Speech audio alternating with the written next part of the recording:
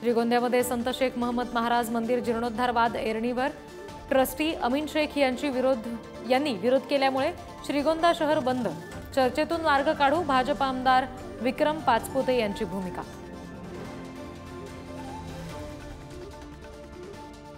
नाशिकच्या काठेगल्ली दर्गा अतिक्रमण कारवाईला सुप्रीम कोर्टाकडून स्थगिती। तर कालच्या दगडफेक प्रकरणामध्ये 1400 ते 1500 जणांवर गुन्हा दाखल। संशयितांमध्ये ठाकरे सेना, काँग्रेस, शरद पवारांच्या राष्ट्रवादीचे कार्यकर्ते। मुंबईमध्ये घाटकोपर परिसरात पुन्हा एकदा मराठी अमराठी वाद। एका सोसायटीमध्ये गुजरात्यांकडून मराठी माणसासंदर्भात अपशब्द, मनसेनं दिली समज।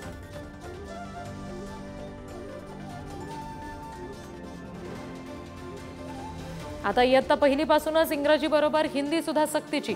राष्ट्रीय शिक्षण धोरणाची राज्यात यंदापासूनच अंमलबजावणी। हिंदी का शिकायची, मनसेचा सवाल।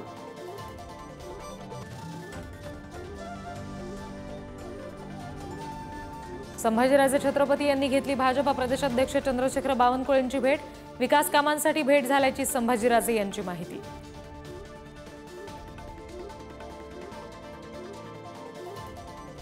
आज उपमुख्यमंत्री अजित पवार कर्जत जामखेड दौऱ्यावर। राम शिंदे यांच्या आरोपांच्या फैरी आणि विधानसभा निवडणूक निकालानंतरचा पहिलाच दौरा। नाशिक जिल्हा बँक 182 कोटी वसुली प्रकरणात 3 संचालकांना अभय। अद्वै हिरे, परवेज कोकणी आणि अनिल आहेर यांना नोटीस नाही। कृषी मंत्री माणिकराव कोकाटेंसह अनेक आमदार, खासदार जबाबदार। निलंबित पोलीस निरीक्षक रणजित कासलेचा दिल्लीतील फोटो समोर। आज सकाळी इंस्टाग्रामवर पोस्ट केला फोटो। तर कासलेचा पबमध्ये डान्स करतानाचा सुद्धा व्हिडिओ व्हायरल।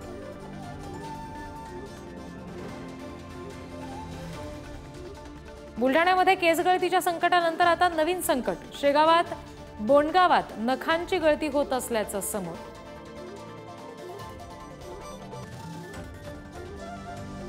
पुण्यातील चितळे बंधू मिठाईवाले यांच्या नावानं ग्राहकांची फसवणूक। बनावट बाकरवडीची बाजारात विक्री, पोलिसात गुन्हा दाखल।